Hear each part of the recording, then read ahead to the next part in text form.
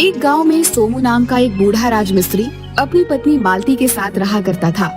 उसकी पत्नी काफी बीमार रहती थी। सोमू को अपनी पत्नी की सेहत की चिंता दिन रात सताया करती थी।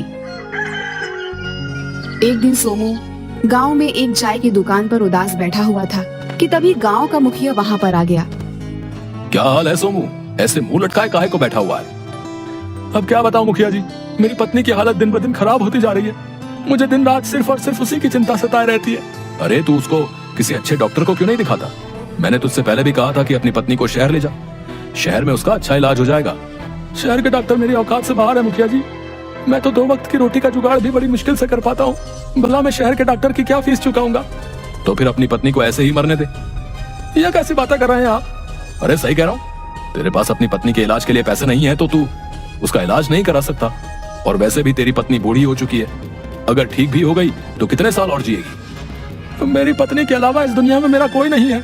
आप तो गांव के मुखिया हैं, मैं कुशल राजमिस्त्री हूँ। अगर आप चाहें तो मुझे कहीं काम दिलवा सकते हैं। अबे तुझे कौन काम पर रखेगा सोमू? अपनी हालत तो देख, चलते हुए तो तेरी टांगे कांपती हैं। तू भला किसी का मकान क्या बना सकता है? तू बस अपने घर पर अपनी पत्नी के लिए दाल बना। मकान बनाना तेरे बस का अब नहीं रहा। 70 साल से ऊपर का तो तू वैसे भी हो गया है, और फिर ये उम्र आराम करने की होती है।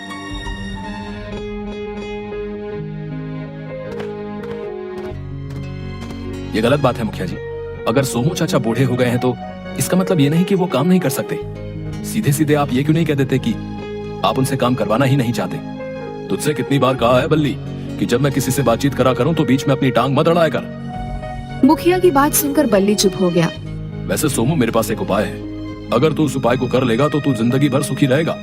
तेरे हाथ में 4 पैसे भी आएंगे और तेरी पत्नी का इलाज भी हो जाएगा।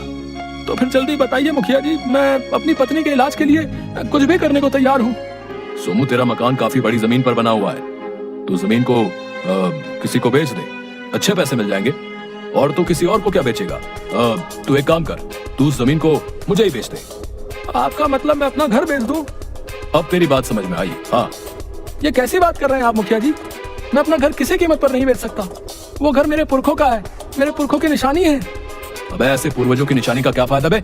जब वक्त पर काम ना आए सोच ले और समय ले ले।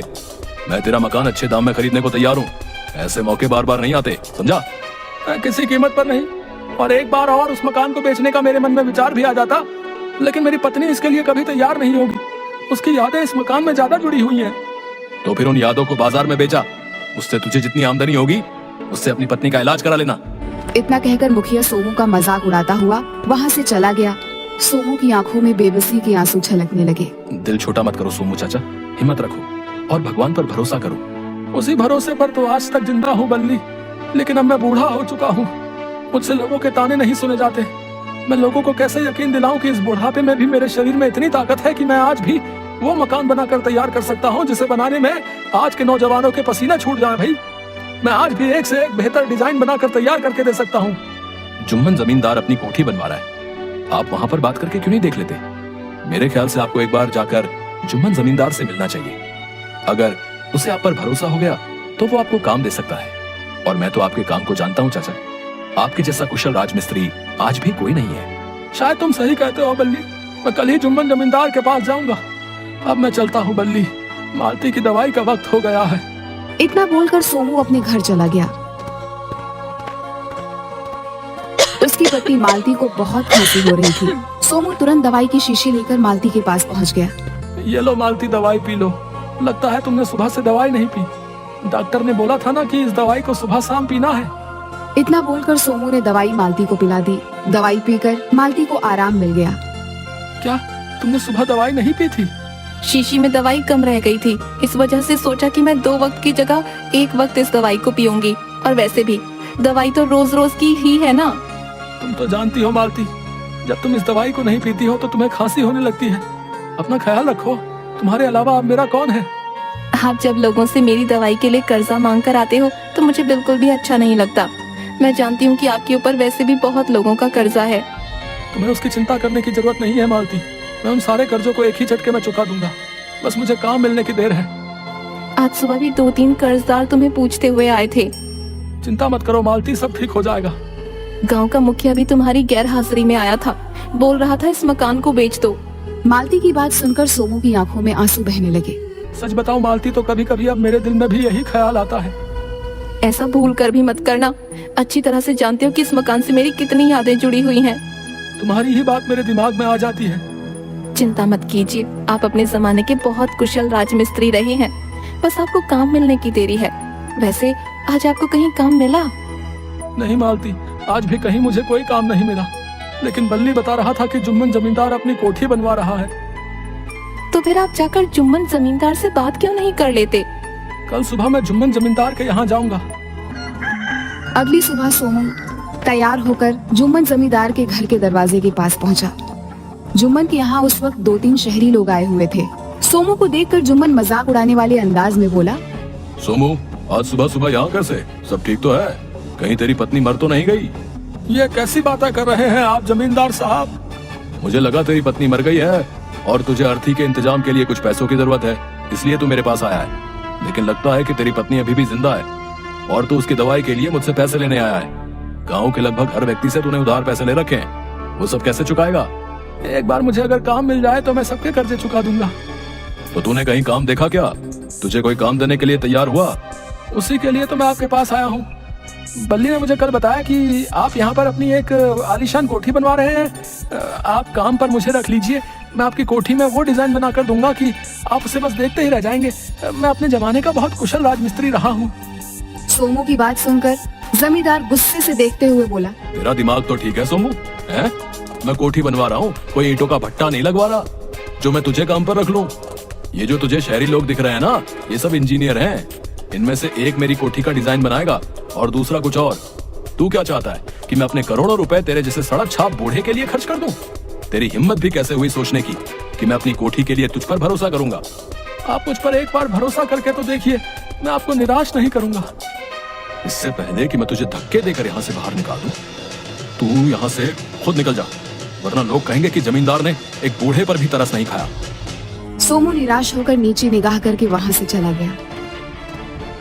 सोमू की बीवी की बीमारी बढ़ती जा रही थी। आसपास के गांव में कहीं भी मकान बनते, सोमू बेचारा वहाँ पर पहुँच जाता, मगर हर कोई सोमू को गालियाँ देकर भगा देता था। सोमू परेशान अवस्था में एक चाय की दुकान पर बैठा हुआ था कि तभी उसने देखा कि 2 लोग आपस में झगड़ रहे थे। सोमू ने चाय वाले से पूछा, ये दोनों लड़ क्यों रहे हैं? दिखने में तो अच्छे परिवार के मालूम पड़ते हैं। ये सामने सफेद शर्ट पहना व्यक्ति बैठा है ना, इसका नाम राकेश है, और जो दूसरा काले कोट वाला व्यक्ति है ना, इसका नाम गौरव है। राकेश इंजीनियर है और गौरव शहर में बहुत बड़ा कॉन्ट्रैक्टर है। गौरव को कुछ दिनों पहले एक बिल्डिंग बनाने का कॉन्ट्रैक्ट मिला था। शुरुआत में राकेश ने हामी भर दी थी, मगर बाद में वो आनाकानी करने लगा। ऐसा क्यों? क्योंकि राकेश का कहना है कि गौरव जिस तरह की बिल्डिंग बनवाना चाहता है वो नामुमकिन है, वो कोई तैयार नहीं कर सकता। ऐसी तकनीक भारत में विकसित ही नहीं है। भारत में तो क्या, बल्कि विदेशों में भी ऐसी तकनीक विकसित नहीं है। लेकिन तुम तो बोल रहे थे कि राकेश बहुत बड़ा इंजीनियर है। इंजीनियर है सोमू, कोई जादूगर नहीं। सोमू के दिमाग में पता नहीं उस वक्त क्या सूझा। वह धीरे धीरे कदमों से चलता हुआ गौरव के पास जाकर बोला, अब मुझे सारी बात उस चाय वाले ने बता दी। जो आप बिल्डिंग तैयार करवाना चाहते हो, मैं वो तैयार कर सकता हूँ। सोमू की बात सुनकर राकेश जो गुस्से में था, उस जोर से हंसते हुए बोला, अबे पागल हो गया क्या है? यहाँ बिल्डिंग की बात चल रही है। हाँ, तो बिल्डिंग और घर में क्या फर्क है? घर 2 या 3 मंजिल का होता है और बिल्डिंग में 5 या 6 मंजिल की होती है। अबे बुढ़े, कहाँ तक पढ़ाई की है तूने? मैंने तो कभी स्कूल की शक्ल तक नहीं देखी, लेकिन मैं अपने जमाने का सबसे कुशल राजमिस्त्री रहा हूँ और आज भी हूँ। तुझे मैं बेवकूफ नजर आता हूँ? ये जो बिल्डिंग के डिजाइन पास करवा के आया है, पहली बात तो उस डिजाइन की बिल्डिंग नहीं बन सकती, और दूसरी बात ये कि इसका बजट बहुत कम है। बजट का मतलब समझता है ना? मतलब कम लागत में एक बेहतरीन डिजाइन वाली बिल्डिंग। मैं कम लागत में एक इससे बेहतर बिल्डिंग बनाकर तैयार कर सकता हूँ। गौरव जो अपने काम में बेहद निपुण था, वह सोमू की ओर बहुत गौर से देखने लगा। पता नहीं क्यों मुझे तुम्हारी बात पर यकीन करने का दिल करता है। और वैसे भी जब मेरे प्रोजेक्ट पे कोई हाथ रखने को तैयार नहीं, तो तुम्हें काम देने में क्या हर्ज है? अबे पागल हो गया क्या? तू भी डूबेगा और साथ में तेरी कंपनी भी डूबेगी। मार्केट में जाकर मेरे बारे में पता कर ले। सब जानते हैं कि मेरा अंदाजा कभी गलत साबित नहीं होता। मैं अपने पैसे कहीं गलत जगह नहीं लगाता। मैं मानता हूँ कि ये बूढ़ा पढ़ा लिखा नहीं है, लेकिन इसके चेहरे की झुर्रियां और आंखों की चमक ये बता रही है कि इसमें वो टैलेंट है जो आज की पीढ़ी में नहीं है। मैं तुम्हें काम देने के लिए तैयार हूँ। गौरव ने पूरी जिम्मेदारी सोमू को दे दी। सोमू मेहनत से काम करने लगा। उसने कुछ ही महीनों में अपनी कुशल कारीगरी के बल पर बांस और बल्ली से एक बेहतरीन डिजाइन की बिल्डिंग तैयार करके खड़ी कर दी। सोमू की कारीगरी देखकर सभी लोगों की आंखें हैरान से फटी की फटी रह गईं।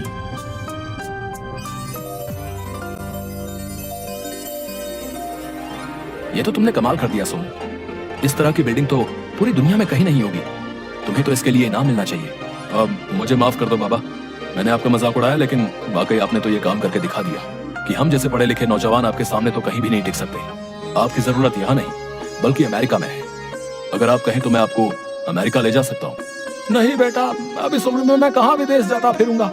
मुझे तो बस मेरा मेहनत आना चाहिए ताकि मैं अपनी पत्नी का इलाज करा सकूं। हमारा जो आपका तय हुआ था, मैं उससे 3 गुना आपको अधिक दूंगा। नहीं बेटा, मुझे सिर्फ उतने ही पैसे चाहिए जितने मेरे बनते हैं, मुझे ज्यादा नहीं चाहिए। सोमू की ईमानदारी देखकर गौरव बहुत ज्यादा प्रभावित हुआ। उसने सोमू ने कुछ ही दिनों में अपने सारे कर्जे चुका दिए और उसने अपनी पत्नी का इलाज अच्छे डॉक्टर से करवाया और उसकी पत्नी की बीमारी सही हो गई।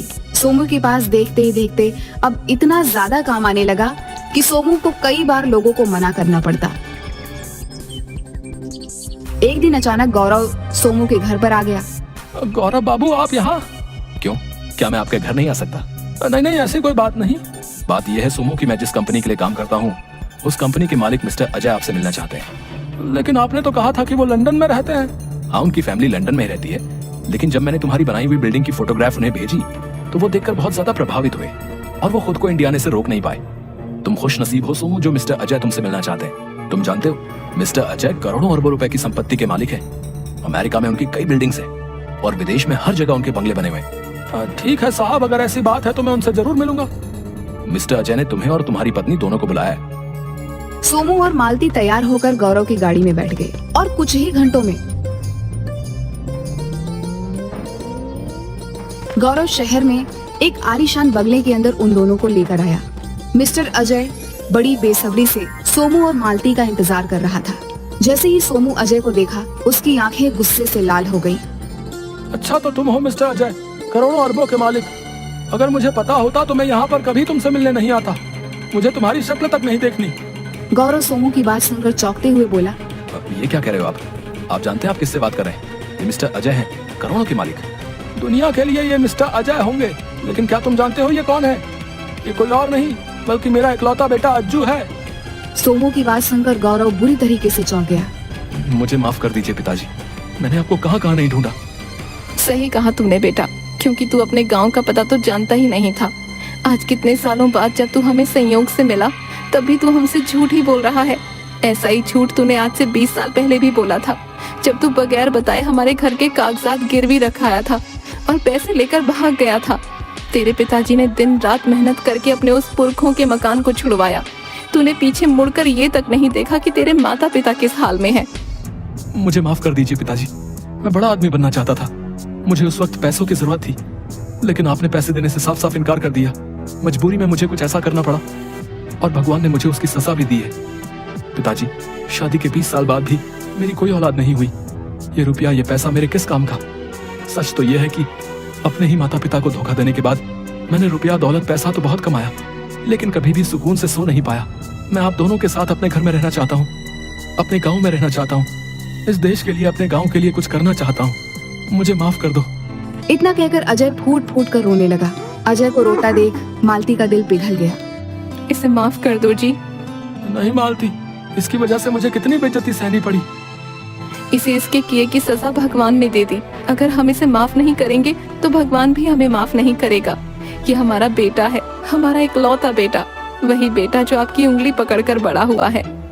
मालती की बात सुनकर सोमू का गला भर आया। उसने अजय को गले से लगा लिया।